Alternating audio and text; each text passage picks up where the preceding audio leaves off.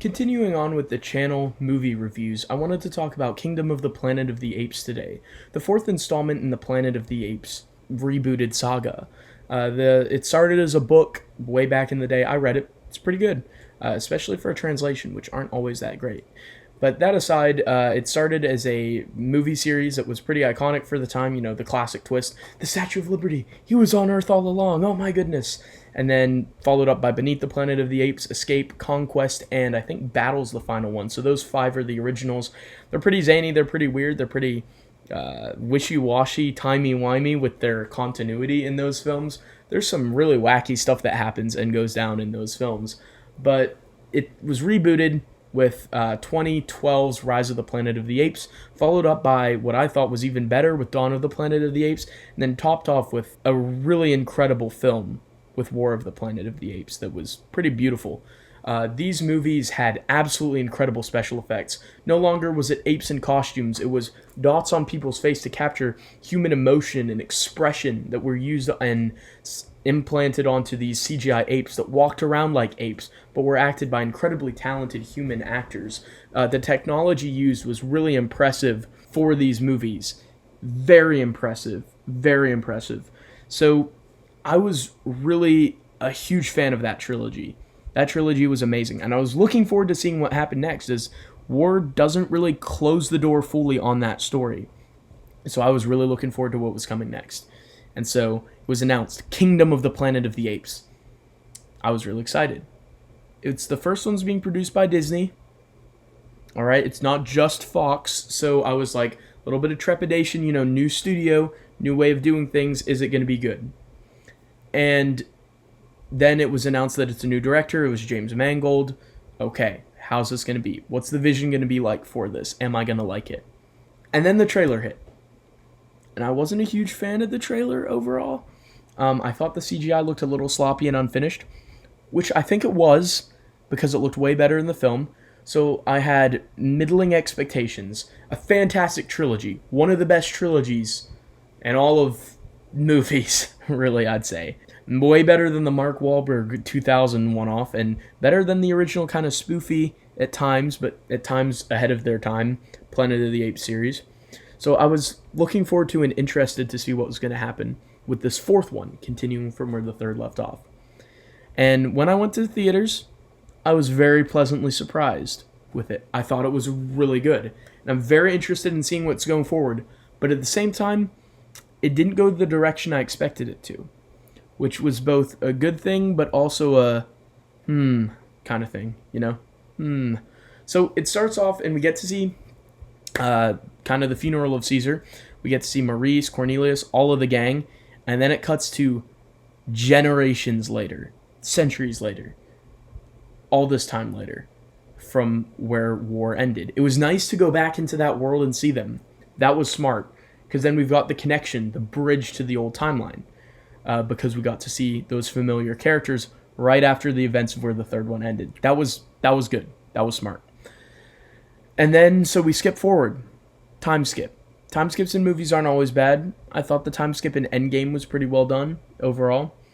So we skip ahead, and we meet this tribe of apes who are attuned with birds. They go up to find eggs of these eagles, and they train them. Very, very cool.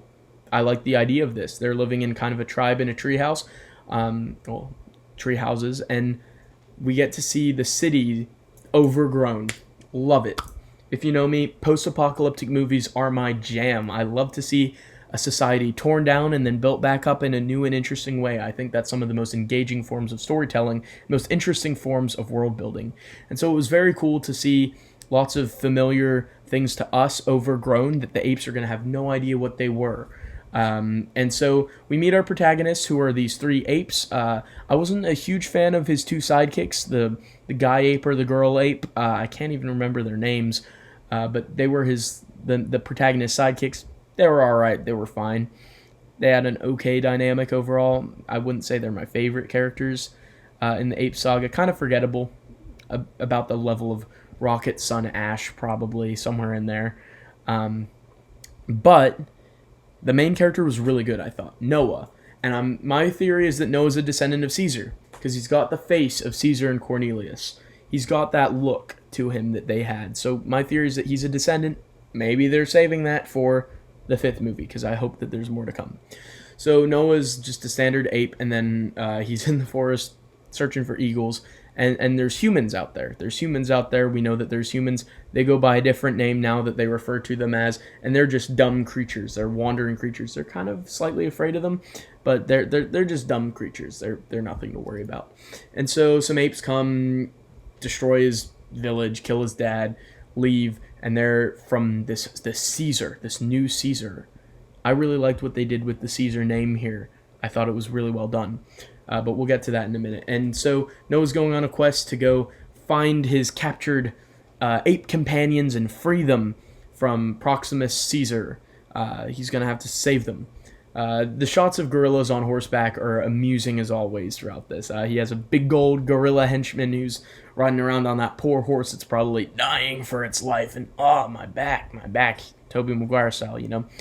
And so, so he goes to save them, and he meets an orangutan on the way, and the orangutan is very smart in the ways. He has clearly been trained by the descendants of Maurice, who, at the end of the 3rd movie, said, "We will not let what you did be forgotten." And so now he's kind of the leader of a church of Caesar in a way. I thought that was really cool. There's people who are faithful to Caesar's teachings, and so this orangutan companion teaches of the great things that Caesar did. He knows that Caesar was raised by humans. He knows that humans were once good. He has this great monologue where he's like, humans could once soar the sky, reach across oceans. It's really cool. It kind of gave me chills.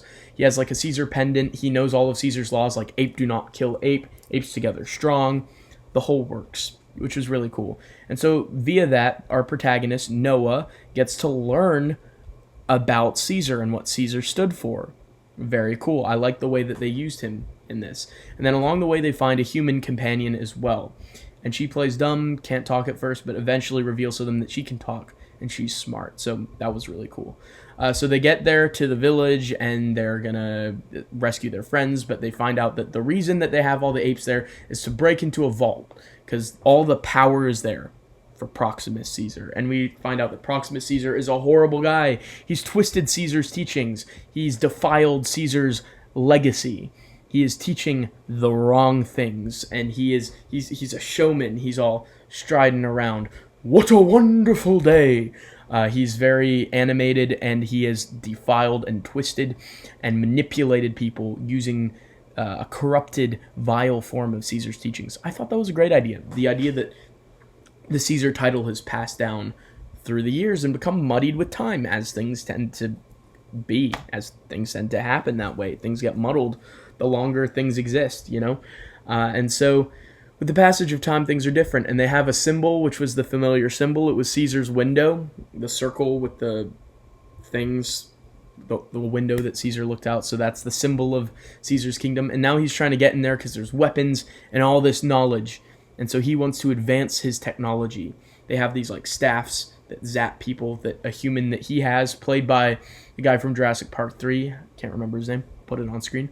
William H. Macy. William H. Macy is this little human dude who's under Proximus Caesar's command. He's like a jester who's like making technology for him because he's accepted. He has this chilling statement. He's like, it's not our time anymore. We're just going to have to try to coexist. Really interesting stuff. And so the human who can talk, the girl, she wants to be able to stop these weapons from being gotten by the apes and get them back to humans, as we'll see by the end of the movie. And so in the end, the compound is flooded after Noah and his 2 ape companions and the girl go try to rescue it. Oh, I forgot to mention the orangutan guy. He got washed away in the river. I suspect he'll come back because at the end in the post-credits, there's an orangutan roar, meaning he is still out there and alive, which is good because he was by far the best character in this. He was great. Very comedic, very fun, gentle soul, sensitive character, caring character, respect Caesar's lineage. So I liked him. And he got washed away, which is big sad, but he'll probably be back because he roars at the end of the post-credit scene. So if there's a 5th one, he shall probably return. But anyways, the compound that Proxima Caesar wants to get into, it gets flooded, and the apes are all scrambling to get out of there, and the girl's like, what have I done? Because she started to seemingly care about Noah, and she's betrayed him. So she's taking all that knowledge back to, at the end of the movie, as revealed, there's a compound of smart humans still in a laboratory. That was a twist that I didn't really see coming, and they are communicating out across the world via radio. There's still some smart humans out there. Not all of them are nomadic, speechless, animalistic tribes. This is going to be really interesting going forward. I like the stage that they're setting this for. And so by the end of it, Noah and the other apes are able to use eagle bird powers to knock Proxima Caesar off of that ledge, and he is defeated. So it's setting up some interesting things going forward. It seems like the apes and the humans are going to come into conflict with each other, perhaps, since there's some smart humans out there. How are the smart humans going to interact with the stupid humans? How are they going to interact with the smart apes? What is going to happen from here? It's setting some interesting ideas into motion, some interesting characters into motion for what's going to happen going forward. And I'm, for one, looking forward to seeing what happens in movies 5 and 6 if we get to have movies 5 and 6. Did it live up to 1, 2, and 3? No. I'm going to say not. It lacks Andy Serkis's Caesar, and so when Caesar died, I think part of the franchise died too. Noah's great, but I don't think he can fully capture the spark that Andy Serkis's Caesar had. I don't think it can be as iconic, but I think it can be good. It can be very good. One complaint I have is the time skip. I was hoping that this was going to be the story of Cornelius going forward. I wanted it to be about Cornelius finding his place in the world, continuing his father's legacy. I think there's still room for that. I think there could be room for a middle trilogy or a middle movie if they want to go back and focus on what happened to Caesar's son Cornelius. Did he grow up to lead his tribe?